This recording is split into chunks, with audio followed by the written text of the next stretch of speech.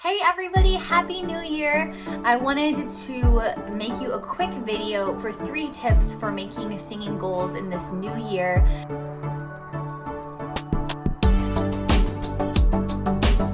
I know that this is a time of reflection where a lot of us are setting resolutions and all of that stuff, but I think that for singing, the most important thing that we can do is set little manageable goals for ourselves. So before we get to that, I want to invite you to join my Facebook group, The Singing Collective. The link for that is in the description below. We are a group of singers who love talking about music.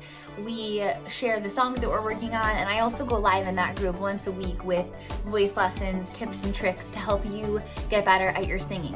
So without further ado, click subscribe, give me a thumbs up, and let's talk about goals.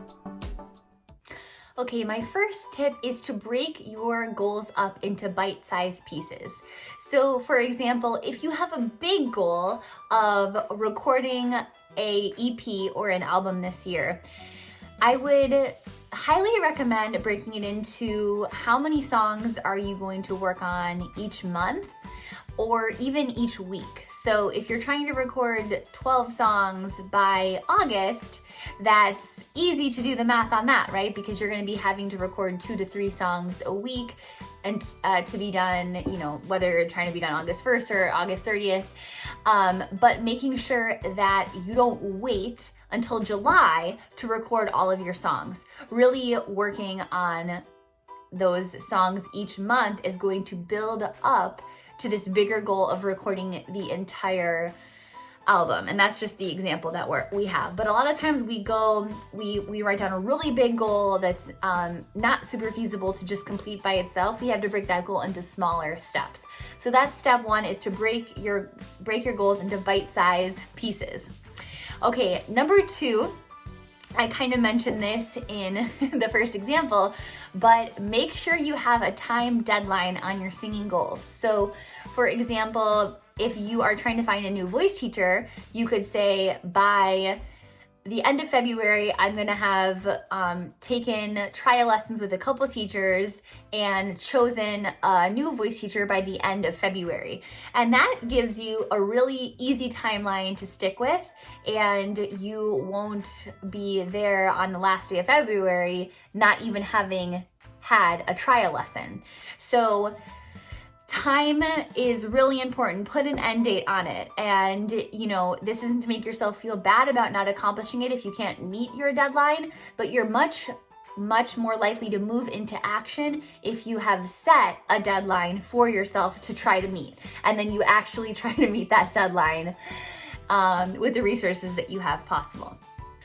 Okay, my third tip is to make your goal trackable. Right? So if you're trying to have a goal that you want to sing better, that's not a great goal, right? Because it's pretty hard to track. You're probably getting better, but it's very difficult to say like, oh yes, by this day, I'm definitely going to be singing better, right? But if you make a goal that is trackable, for example, I would like to be able to sing this new song that I'm working on by the middle of the month, that is a trackable goal, right? But you can't just say like, I want to sound better, or I am going to feel more confident, or these unclear goals that don't mean anything in our reality, right? We need to be able to track the goals to see if we are meeting them or not. So I want to give you a couple more examples of some good goals. One really great goal is I am going to practice 4 times a week for 30 minutes. Okay, that's trackable. It's time-based, right? We're not setting a deadline but we are saying this is how long I'm going to practice for, and we're saying each week we're going to do this. Right? So that is a really good goal for some of you, wink, wink, that are struggling with practicing. Don't make a crazy goal, just make your goal to practice 4 times a week for 30 minutes. It's really that simple. That is an amazing goal.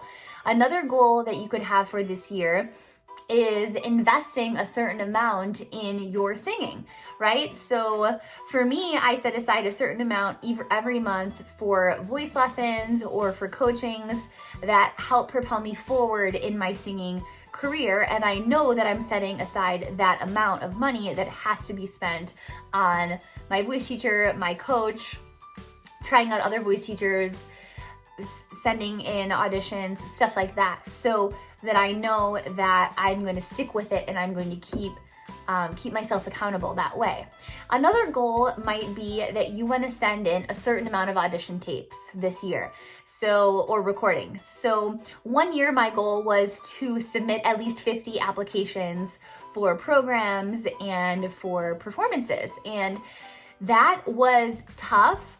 The better way to even make that huge of a goal is to say, I'm going to submit 10 applications or auditions every month, or 8 a month, or however many that add up to the full amount. Because otherwise you're going to get to the fall and you're going to say, oh my gosh, I haven't submitted any applications yet, and it's September, October. So those are just a couple examples of goals that would be really great for you to make this year. But of course, I want you to make your own goals. So leave me a comment below telling me what are one or more of your goals for 2021. I can't wait to hear them, and I'll be sharing my goals with you as well. I'll put a couple of them in the comments section. Okay, have a great day. Let me know your goals. Don't forget to click subscribe and give this video a thumbs up, and we'll chat soon.